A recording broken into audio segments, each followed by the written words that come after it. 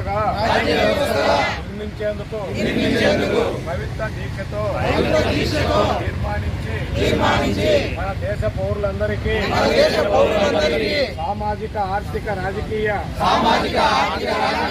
న్యాయాల్ని ఆలోచన భావ ప్రకటన మత విశ్వాస ఆరాధన స్వేచ్ఛను హోదాల్లోనూ అవకాశాల్లోనూ సమానత్వాన్ని సాధించేందుకు వ్యక్తి గౌరవాన్ని జాతి ఐక్యత సమగ్రతను కల్పించే సార్వభౌమత్వాన్ని